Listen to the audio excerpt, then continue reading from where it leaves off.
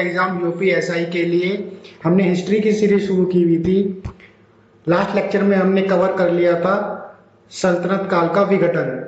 इस लेक्चर में हम कवर करेंगे सल्तनत कालीन संस्कृति। तो लेक्चर 18 सल्तनत कालीन संस्कृति। 13वीं सदी के प्रारंभिक वर्षों में जब दिल्ली सल्तनत की स्थापना को भारत के सांस्कृतिक विकास के नए काल के सूत्रपात माना जा सकता है। शासन, प्रबंध, विज्ञान, साहित्य, कला के क्षेत्र में सल्तनत के जो सुल्तान थे उनका अपना दृष्टिकोण था। दूसरी ओर जो भारतीय थे उनका भी अपना धर्म को लेकर, शासन को लेकर, प्रबंध को लेकर, साहित्य को लेकर तथा स्थापत्य को लेकर अपने ही अलग निश्चित विचार थे। तो जब ये दोनों आपस में मिले तो इनके मिलन से क्या हुआ, एक मिली जुली संस्कृति का विकास हुआ। तो जो सल्तनत कालीन प्रशासन था, दिल्ली का सल्तनत जो प्रारंभ होता है मोहम्मद गोरी की मृत्यु के बाद 1206 ईस्वी में, जब उसका गुलाम कुतुबुद्दीन ऐबक जो पहला तुर्क शासक था वो दिल्ली का सुल्तान बनता है। वैसे तो उसकी राजधानी लाहौर थी, असली जो वास्तविक सुल्तान माना जाता है वो इल्तुतमिश को माना जाता है। और जो सल्तनत काल का अंत हुआ वो पानीपत के प्रथम युद्ध 1526 ईस्वी में जो लोधी वंश का समाप्त हो गया तब हुआ। तो यानी कि जो समय सीमा है लगभग इन्होंने 300 वर्ष तक दिल्ली पर शासन किया सल्तनत के सुल्तानों ने। तो सल्तनत काल का जो होता था उसमें सुल्तान का स्थान सर्वाधिक महत्वपूर्ण होता था, यानी कि सुल्तान ही वहां सब कुछ होता था। जो सारी राजनीतिक, कानूनी और सैनिक सत्ता थी उसी में ही निहित थी। वह राज्य के सुरक्षा और व्यवस्था के लिए जिम्मेदार होता था। इस तरह वह प्रशासन के लिए भी जिम्मेदार था। जो सुल्तान ही सेना का प्रधान होता था। वर्तमान में सेना का प्रधान कौन होता है? राष्ट्रपति। तो सल्तनत काल में कौन था? सुल्तान होता था सेना का प्रधान। कानून और न्याय की व्यवस्था करने का भी जो उत्तरदायित्व वो सुल्तान के ऊपर ही रहता था। इस कार्य के लिए वह न्यायाधीशों की नियुक्ति करता था। आज की डेट में न्यायाधीश की नियुक्ति कौन करता है? राष्ट्रपति करता है। उसके किसी भी पदाधिकारी के अन्याय के खिलाफ उससे सीधी अपील की जा सकती है। जैसे कि हमारे यहाँ पर भी आज के डेट में अगर किसी को मृत्यु दंड दिया गया है वो तो उसकी अपील किससे कर सकता है? वो राष्ट्रपति से कर सकता है। न्याय करना शासक का महत्वपूर्ण दायित्व था। तो जो केंद्रीय शासन होता था, केंद्रीय शासन में क्या होता था? एक साम्राज्य होता था, फिर साम्राज्य प्रांत जिसे इक्ता बोलते थे उसमें बटा हुआ होता था, फिर उसमें उपसंभाग होते थे, फिर पराग का जो बहुत सारे गांवों को मिलकर बना होता था। तो सबसे जो छोटी इकाई होती थी वो ग्राम होती थी, जैसा कि इस मैप में दिखाया गया है। तो जो केंद्रीय शासन होता था सुल्तान ही सेना का प्रधान होता था। कानून और न्याय की व्यवस्था करना भी उसी का दायित्व था। युद्ध और संधि के संबंध में वही निर्णय लेता था और न्याय में भी उसी का निर्णय अंतिम होता था। सुल्तान अपनी मदद के लिए मंत्रियों की नियुक्ति करते थे। मंत्रियों को पदासीन रहना या न रहना सुल्तान की इच्छा पर निर्भर करता था। मंत्रियों की संख्या, उनके अधिकार और कर्तव्य समय समय पर सुल्तान परिवर्तित करते रहते थे। इसका एग्जाम्पल आप आज की डेट में ऐसे ले सकते हैं कि जैसे कि वर्तमान में हमारे जो देश के वर्तमान प्रधानमंत्री हैं श्री नरेंद्र मोदी जी, उन्होंने अपनी एक सेकंड कैबिनेट का उन्होंने भी घोषित की है। तो उसमें उन्होंने कई युवाओं को मौका दिया है। तो इस तरीके से जो पुराने सुल्तान होते थे वो भी समय समय पर अपने जो उनके अधिकारी होते थे उनके पदाधिकार को वो चेंज करते रहते थे प्रशासन के। जो ये केंद्र के बाद शासन कहाँ आता था? प्रांत में आता था। तो प्रांत को क्या बोलते थे? प्रांत जो यानी कि जो समस्त देश है अनेक प्रांतों में विभक्त था। जैसे कि आज की डेट में हमारा जो सेंटर है, सेंटर के बाद क्या आते हैं? स्टेट आते हैं। तो ऐसे ही वहां वो प्रांतों में विभक्त थे। पहले इन्हें इक्ता कहा गया और बाद में ये विलायत कहे जाने लगे। प्रत्येक प्रांत का एक अधिकारी होता है जिसे गवर्नर कहते हैं। जैसे कि हमारे स्टेट में गवर्नर कौन होता है? राज्यपाल होता है। इस तरीके से प्रत्येक प्रांत में एक अधिकारी होता है जिसे गवर्नर, जो गवर्नर होता था, जो इक्तादार और बाद में मुक्ति या वलय कहलाता था। उसकी नियुक्ति कौन करता था? सुल्तान करता था। वह आपराधिक मामलों के विवादों में न्यायाधीश का कार्य करता था। वह जो जनता से कर संग्रह होता है उसमें भी सहायता प्रदान करता था। कौन करता था? गवर्नर, जिसको इक्तादार, मुक्ति या बाद में वली कहे जाने लगा। और इसकी नियुक्ति कौन करता था? सुल्तान करता था। ये जो गवर्नर होता था इक्तादार, इसके अधीन घुड़सवार, फौजी दस्ते तथा पैदल सैनिक भी होते थे। वे आपराधिक मामलों के विवादों में भी न्यायाधीश का कार्य करता था। प्रांतों में काजी एवं सद्र भी नियुक्त किए जाते थे। ये दोनों पद प्राय एक ही व्यक्ति को दिए जाते थे। एक बार क्वेश्चन पूछा गया था किसी स्टेट एग्जाम में कि ये सल्तनत काल में काजी का काम क्या होता था। जो काजी होता था वो दो तरीके से काम करता था। जो काजी के रूप में तो वो दीवानी मामले देखता था। कौन से मामले देखता था? दीवानी मामले देखता था वो। और सद्र के रूप में वो धार्मिक अनुदानों में भाग लेता था। जैसे कि आपने सुना होगा निकाह कराना, जैसे काजी बोलता है ना कि आप कोई निकाह कबूल है, तो जो वो जो धार्मिक अनुदानों में काम करता था तो वो सद्र के रूप में काम करता था। काजी के दो पोस्ट होती थी, एक सद्र और एक काजी। और ये दोनों की दोनों जो पोस्ट थी एक ही व्यक्ति को दिए जाते थे ये पद। जब वो काजी के काम में तो वो दीवानी मामलों को देखता था और शूद्र के रूप में वो धार्मिक अनुदानों के अधीक्षक का कार्य करता था, यानी कि वो निकाह वगैरह कबूल करवाता था। प्रांतों के बाद जो नीचे आते थे वो जिले आते थे। क्या आते थे? प्रांतों के बाद जिले। जिन्हें क्या कहा जाता था? सरकार कहा जाता था। इसके नीचे क्या होते थे? उप संभागीय क्षेत्र होते थे। कौन से क्षेत्र होते थे? उप संभागीय क्षेत्र, यानी कि विभागवार उसको डिस्ट्रीब्यूट कर दिया जाता था। जिन्हें क्या कहते थे? जिन्हें सिख कहते थे। वो जो जिले का अधिकारी होता था उसे क्या कहते थे? प्रमुख सिकदार। जैसे कि हमारे यहाँ कौन है? डीएम, डिस्ट्रिक्ट मजिस्ट्रेट होता है ना, तो ऐसे वहां पर कौन होता था? प्रमुख सिकदार होता था। और जो सिख के अधिकारी होते हैं जैसे कि एसएसपी वगैरह, ये क्या कहलाते थे? ये सिकदार कहते थे। ये क्या करते थे? जो ये राजस्व वसूली में ये सैन्य सहायता भी प्रदान करते थे। प्रत्येक सिख में एक भू राजस्व अधिकारी होता था, वर्तमान में जिसे कानूगो कहते हैं। तो ये वही था, भू राजस्व अधिकारी। इसे क्या कहते हैं? इसे आमिल कहते थे। वर्तमान में क्या कहते हैं? इसको कानूगो कहते हैं, भू राजस्व अधिकारी। सिख में एक फौजदार भी होता था जो कोषाध्यक्ष का कार्य करता था, यानी कि ये जो अध्यक्ष होता है कोष का, यानी कि ये उसका फौजदार बोलते थे, ये उसका कार्य करता था। तो प्रांत साम्राज्य कहीं बटा होता था, प्रांत में बटा होता, जैसे एकता कहते थे। फिर वो बहुत सारे उप संभाग को क्या कहते हैं? सिख कहते थे। और बहुत सारे गांवों को मिलकर प्रागना बनता था। और जो इस सल्तनत काल की सबसे छोटी इकाई थी वो ग्राम थी। प्रांत के अधिकारी को गवर्नर या इक्तेदार मुक्तिया वली कहा गया। जो वहां के अधिकारी होते थे वो न्यायिक मामलों में अपनी सहायता भी देते थे, सैन्य सहायता भी देते थे और कर संग्रह में सहायता प्रदान करते थे। और इनकी नियुक्ति कौन करता था? सुल्तान करता था। प्रांतों में काजी एवं सद्र भी नियुक्त किए जाते थे, जो मोस्टली दोनों के दोनों पद एक ही व्यक्ति को दिए जाते थे। जब वो काजी के रूप में काम करता था तो कौन से मामले देखता था? वो दीवानी के मामले देखता था, कोर्ट कचहरी वाले मामले वो देखता था। और जब वो सद्र के रूप में वो धार्मिक अनुदानों का अधीक्षक का कार्य करता था, जैसे कि निकाह वगैरह पढ़वाना। प्रांतों के बाद जिले आते थे जिसे सरकार भी कहते थे।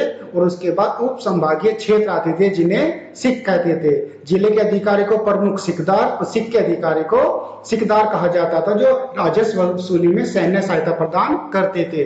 प्रत्येक सिख में एक भू राजस्व अधिकारी भी होता था जिसे क्या कहते थे? आमिल कहते थे। और सिख में एक फौजदार भी होता था जो कोषाध्यक्ष का कार्य करता था। स्थानीय शासन प्रत्येक सिख को पराग गणों में बांटा गया। मैंने बताया ना कि पराग क्या होते हैं? परागणों, यानी कि छोटे छोटे गांवों का समूह को क्या कहलाया? परागण कहलाए।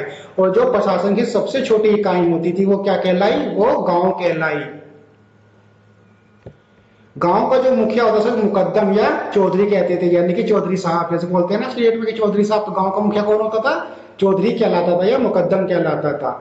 भू राजस्व, इनका काम क्या होता था? भू राजस्व निर्धारण एवं वसूली के साथ साथ ये राजस्व संबंधी सभी कागजात भी अपने पास रखते थे, जो गांव के मुकद्दम या चौधरी होते थे। गांव की सुरक्षा का कार्य कौन करता था? गांव के चौकीदार का होता था। हमारे देश के चौकीदार कौन है?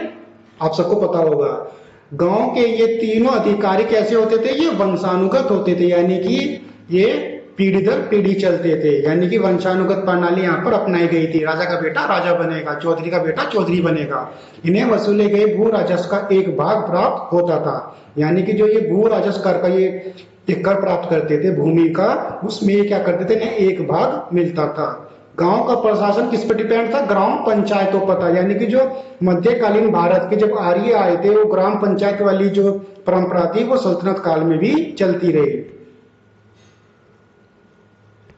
धीरे धीरे क्या हुआ, जब सल्तनत काल में ये इनकी शक्ति घटने लगी तो जो इसके गवर्नर थे इन्होंने ही क्या किया, इन्होंने ही विद्रोह करना शुरू कर दिया, यानी कि आपस में ही इन्होंने लड़ना शुरू कर दिया सत्ता को लेकर। तो उससे क्या हुआ, उत्तर भारत में जो सल्तनत के कुछ प्रांत थे वो अब स्वतंत्र राज्य बन गए, जैसे कि जौनपुर, बंगाल, मालवा, गुजरात, कश्मीर तथा मेवाड़। ये इन्होंने अपने आप को स्वतंत्र राज्य घोषित कर दिया। कारण उसका ये था कि सल्तनत काल में ये धीरे धीरे सल्तनत का पतन हो रहा था, वो आपस में ही लड़ने लगे। इस वजह से इन्होंने अपने आप को ये इन्हीं के ही गवर्नर होते थे, इन्होंने अपने आप को स्वतंत्र घोषित कर दिया। सल्तनत कालीन समाज आता है। फिर इसके बाद सल्तनत काल के शुरुआती दौर में सामाजिक एवं सांस्कृतिक विचारों, रिवाजों एवं विश्वासों में भिन्नता होने से समाज में संघर्ष एवं टकराव की स्थिति पैदा होने लगी। तुर्कों के आगमन पर क्या हुआ, एक पर्दा प्रथा आने लगी, और ये जो ऊंचे ऊंचे जो ये ऊंचे कुल के जो अपने आप को मानते थे, ये उनकी मान प्रतिष्ठा का मन पड़ने लगा, ये पर्दा प्रथा। इसका नुकसान क्या हुआ, इसका जो इफेक्ट पड़ा वो लेडीज पर पड़ा, स्त्रियों पर पड़ा इस चीज का इफेक्ट, कि पर्दा प्रथा आने से वो घर में सिमट कर रहने लगी, क्योंकि उन्हें पर्दे में रखा जाने लगा। बाह्य आडंबर एवं धन, संपत्ति का प्रदर्शन समाज की विशेषता बन गई। इनसे क्या हुआ, समाज में तनाव होने लगा, जीवन के नैतिक मूल्यों का ह्रास होने लगा, लोग जीवन के यथार्थ से आंख चुराने लगे। किंतु लोग क्या हुआ, वो बनावटी जीवन से भी अब थकने लगे। जो बनावटी जीवन से ऐसी वातावरण की आवश्यकता हुई जिसमें सामाजिक जीवन के नैतिक मूल्यों को बचाया जा सके। इसी समय भक्तों और सूफी संतों का पर्दापन होता है। इन्होंने लोगों में क्या बताया, आपसी समझ पैदा करने की कोशिश की और सादा जीवन उच्च विचार पर इन्होंने बल दिया। यानी कि जो वो बाह्य आडंबर थे उससे लोग उबने लगे। तो तभी क्या हुआ कि उन्हें एक ऐसे वातावरण की आवश्यकता हुई जिसमें वो अपने आप को इस बनावटी जीवन से बाहर लाएं। तो इसी समय भक्तों और सूफी संतों का पर्दापन होता है, जो सादा जीवन और उच्च विचार पर उन्होंने बल दिया। भक्ति आंदोलन तथा ये सूफी संत तुर्की और अफगान जो थे अपने साथ धार्मिक विचार और संस्कृति तो लाए थे, क्योंकि वो दूसरे देश के थे, हमारा देश अलग था, तो उसका भारतीय समाज एवं विचारधारा पर बहुत अलग प्रभाव पड़ा। जाति प्रथा की क्या आ गई, कठोरता आ गई, ऊंच नीच का भेदभाव आने लगा, भारी आडंबर के कारण भारतीय समाज में कुछ दोष आ गए। अतः सामाजिक कुरीतियों को दूर करने और समाज को सुसंगठित करने के लिए कुछ समाज सुधारकों ने जनता में परस्पर प्रेम तथा सद्भावना को बढ़ाने का प्रयास किया। इन्होंने धार्मिक कर्मकांडों की अपेक्षा भक्ति भाव से ईश्वर की उपासना करने को श्रेष्ठ बताया। इस प्रकार धार्मिक सहिष्णुता की भावना को बल मिला। संतों एवं समाज सुधारकों द्वारा चलाया गया इस प्रकार का आंदोलन क्या कहलाया, भक्ति आंदोलन के नाम से प्रसिद्ध हुआ। यानी कि जो संतों और समाज के सुधारक थे, इन्होंने जो आंदोलन चलाया वो आंदोलन क्या कहलाया, भक्ति आंदोलन कहलाया। इन भक्त संतों में कबीर हुए, चैतन्य महाप्रभु, गुरु नानक जी, दादू, रैदास, तुकाराम, रामानंद, वल्लभाचार्य और मीराबाई जैसे आदि प्रसिद्ध है। लोगों की साधारण भाषा में लिखे और गाए इनके गीत व दोहे ईश्वर के प्रति भक्ति भाव से भरे हैं। तो जो ये कबीर थे, ये कबीर जो थे, इनका जो काशी यानी कि जो वर्तमान में वाराणसी बोला जाता है, एक जुलाही परिवार में इनका पालन पोषण हुआ था। कबीर ने क्या कहा कि इन्होंने निरंकार परमेश्वर में विश्वास रखा, यानी कि इन्होंने एक तरीके से प्रकृति की पूजा की। और इन्होंने जो प्रमुख रचनाएं थी वो साखी, शबद और रमैनी थी। मीराबाई ये मेड़ता के राठौर राणा रतन सिंह की पुत्री थी। मीराबाई कृष्ण की उपासना करती थी, इन्होंने कृष्ण से संबंधित अपने भजन गाए। जो गुरु नानक जी थे, इन 1469 ईस्वी में पंजाब के तलवंडी नामक स्थान में गुरु नानक जी का जन्म हुआ था। इन्होंने सिख धर्म चलाया तथा अकेशवाद का उपदेश दिया। चैतन्य महाप्रभु ने बताया कि जो बाह्य आडंबर तथा कर्मकांड का इन्होंने विरोध किया। रविदास ने लोगों को शिक्षा दी कि भक्ति से ही मनुष्य को मोक्ष की प्राप्ति हो सकती है। रामानंद ने शुद्ध आचरण एवं भक्ति पर विशेष बल दिया। दादू, तुकाराम जैसे संतों ने भी अपने विचार द्वारा भक्ति आंदोलन को गति प्रदान करी। तो ये कुछ भक्ति आंदोलन के प्रमुख ये संत वगैरह थे। भक्ति संतों ने लोगों के बीच यह भावना फैलाई थी कि ईश्वर को पाने के लिए सच्चे दिल से प्रेम करना ही एकमात्र तरीका है।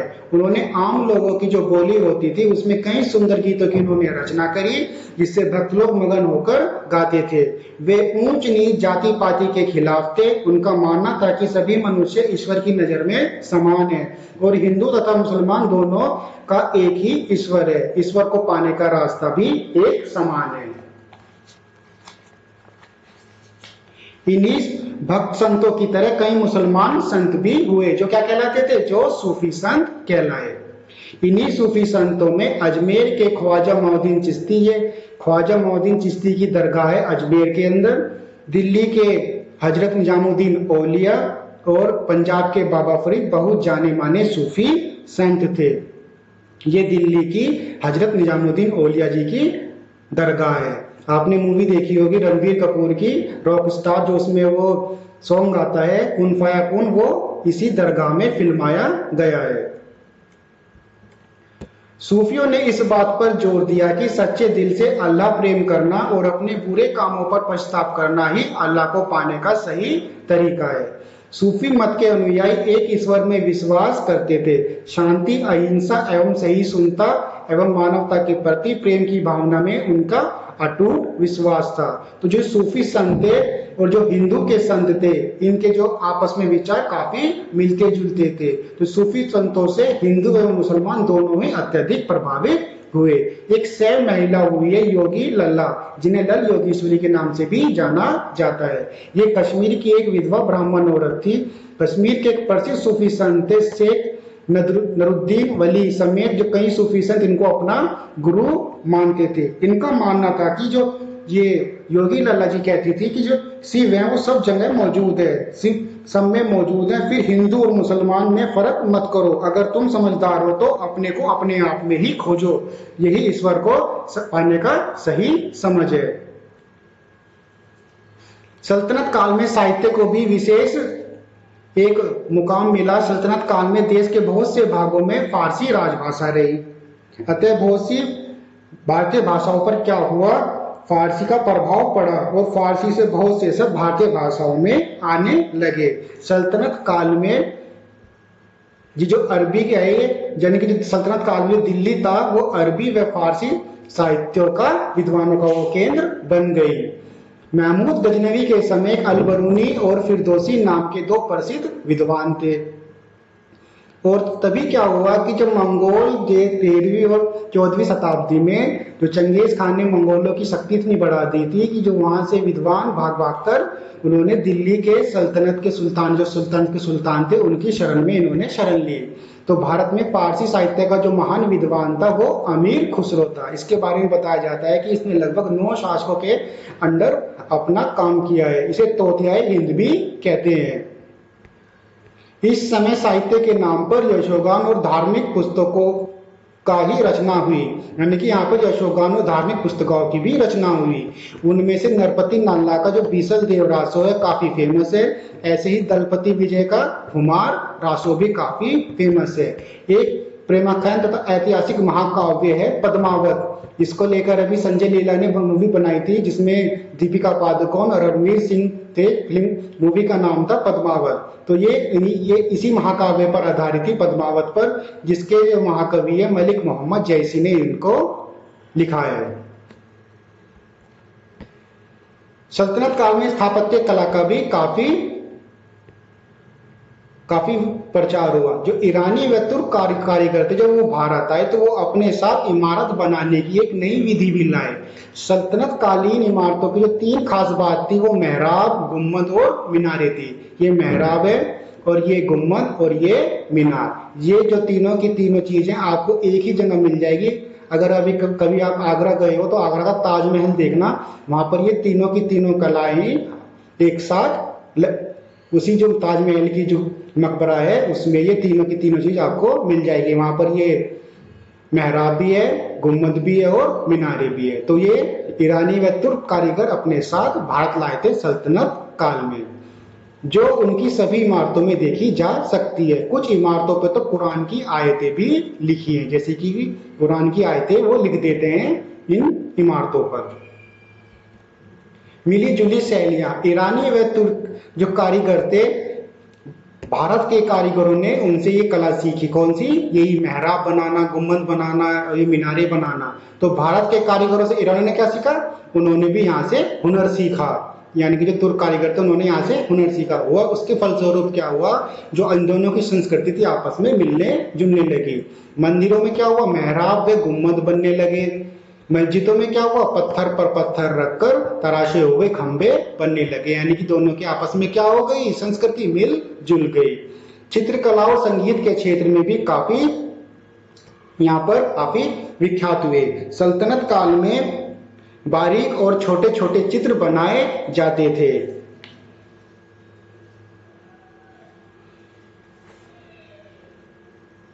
कलाकारों को दरबार में आश्रय मिला। कभी कभी वो क्या करते थे? जो पुस्तकों में वर्णित घटनाओं का चित्र भी वो बनाते थे। भारतीय संगीत पर फारस और अरब की शैली का प्रभाव पड़ा, यानी कि जो ये फारस और अरब की शैली थी, फारस यानी कि जो ईरान वाली शैली थी, उसका भारतीय संगीत पर प्रभाव पड़ा। सितार, सारंगी और तबला जैसे वाद्य यंत्रों की लोकप्रियता बढ़ गई। ये सितार है, ये सारंगी और ये तबला, इनकी लोकप्रियता बढ़ने से क्या हुआ? एक कव्वाली है लोकप्रिय में बड़ी सहायता मिली, यानी कि कव्वाली लोग अब क्या करने लगे? कव्वाली करने लगे। क्यों? जब भारतीय संगीत पर फारसी और अरबी संगीत शैली का प्रभाव पड़ा तो एक नई इन्वेंशन हुआ कव्वाली का।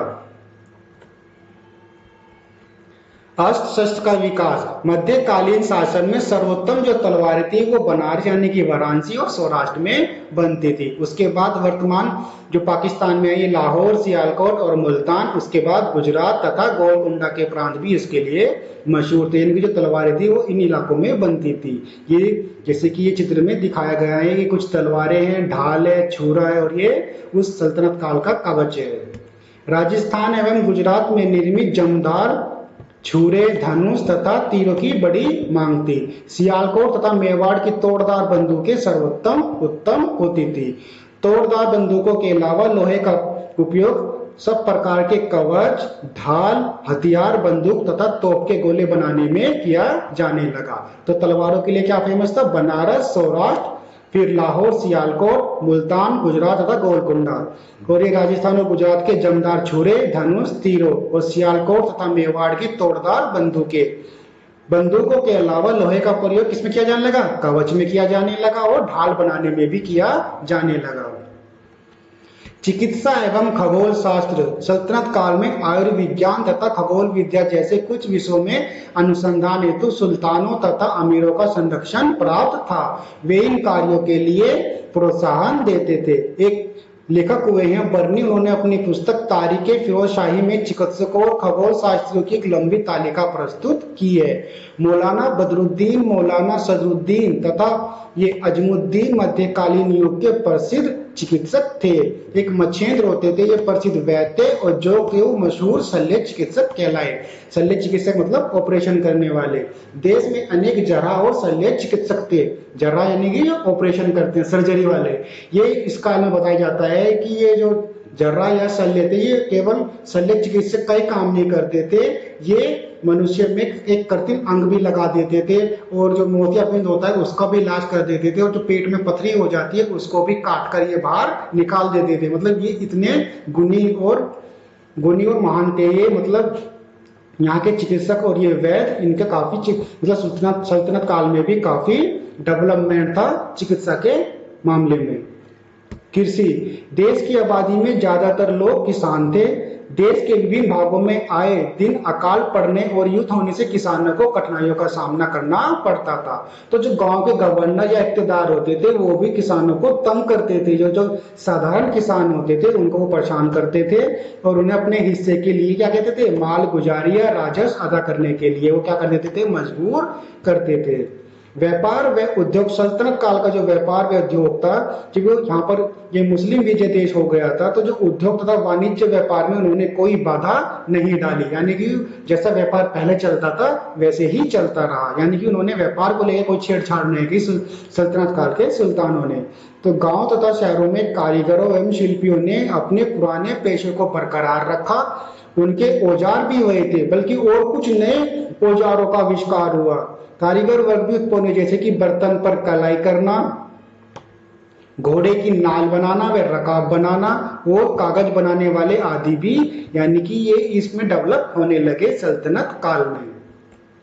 मुद्रा के क्षेत्र में भी काफी सुधार हुए। सुल्तानों ने चांदी के टंके और तांबे के जीतल नामक मुद्राएं चलाई।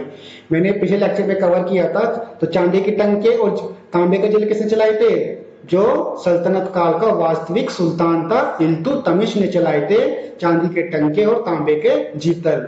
मोहम्मद बिन तुगलक ने क्या चलाए थे? सांकेतिक मुद्रा चलाई थी। बंगाल और गुजरात के शहर अपने उत्तम कपड़ों और सोने तथा चांदी के लिए काम के लिए प्रसिद्ध थे। बंगाल का एक गांव होता था सोनार गांव, और ढाका यानी कि जो वर्तमान बांग्लादेश की राजधानी है ढाका, वो कच्चे रेशम और मलमल के लिए विख्यात है। जो ये बांग्लादेश है ये पहले भारत का ही हिस्सा होता था। वस्त्र निर्माण के क्षेत्र में महत्वपूर्ण तकनीक परिवर्तन जो हुआ वो 13 से 14वीं शताब्दी में मुसलमान जब यहाँ पर क्या लेके आए? चरखा लेके आए, तब यहाँ पर वस्त्रों के निर्माण में एक अलग ही उन्नति आ गई। लाल सागर और फारस की खाड़ी के आसपास के देशों के साथ होने वाले व्यापार में जो भारतीय कपड़े थे उनकी धाक जम चुकी थी। पेड़ पौधे और खनिज स्रोतों से प्राप्त विभिन्न रंगों से रंगाई का कार्य भी किया जाने लगा। उस काल में भारतीय कपड़े चीन को भी निर्यात किए जाने लगे, यानी कि जो चीन थे वो अपने सॉटन कपड़ों के लिए काफी फेमस था। वो तो उस टाइम पे उल्टा होने लगा, भारत से ही चीन को कपड़े निर्यात किए जाने लगे। इस काल में अंतरराष्ट्रीय व्यापार जल और थल दोनों ही मार्गों से किया जाता था।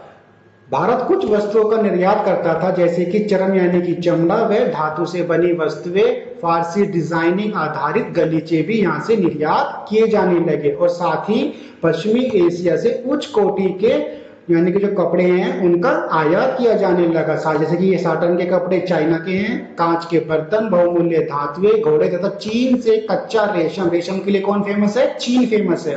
तो चीनी मिट्टी के बर्तन आयात होने लगे। यातायात के क्षेत्र में भी सल्तनत काल में काफी वृद्धि हुई। दिल्ली सल्तनत के जो सुदृढ़ होने से यातायात एवं संचार यानी कि कम्युनिकेशन का विकास हुआ। लोग परिवहन के साधनों के रूप में यानी कि कूलियों, जानवरों व चक्के वाली गाड़ियों का प्रयोग करने लगे। उस समय पर बैलगाड़ी का भी यूज होता था, जो काफी आम था। बैलों पर काठी के स्थान पर गद्दे रखकर क्या किया जाता था? माल को ढोया जाता था। सवारी के लिए घोड़े, टट्टू और खच्चर का भी यूज किया जाता था। कभी कभी गधों और ऊंटों का भी इस्तेमाल किया जाता था। नदियों में किसका यूज होता था? नाव का, और सागर में पाल वाले जलयानों का उपयोग किया जाता था। तो इस लेक्चर में हमने क्या कवर किया है? भारतीय संस्कृति और सल्तनत काल की मिलीजुली संस्कृति के बारे में। यानी कि समाज कहीं बटा होता था? समाज इक्तों में बटा होता था, उसके बाद फिर वो प्रांतों में बटा होता था, फिर परागकणों में बटा होता था। इक्त का जो गवर्नर होता था जिसे इक्तेदार कहते थे, और जो भू राजस्व देखता था वो क्या कहलाता था? आमिल कहलाता था। काजी के दो पद होते थे, काजी और सद्र। काजी में वो दीवानी मामलों को देखता था और सद्र में वो निकाह वगैरह पढ़वाता था। उसके बाद इसमें कृषि, यातायात, फिर संत वगैरह हमने इस लेक्चर में कवर किए हैं। होमवर्क है, सल्तनत काल का अंत किस वर्ष हुआ? पद्मावत का रचयिता कौन है? काजी किन मामलों में न्याय करता था? तोते-ए-हिंद के नाम से किस विद्वान को जाना जाता है? Post your answer in comment section. अगर आपको ये सेशन अच्छा लगा है तो please like, subscribe e learning school. Thanks for watching.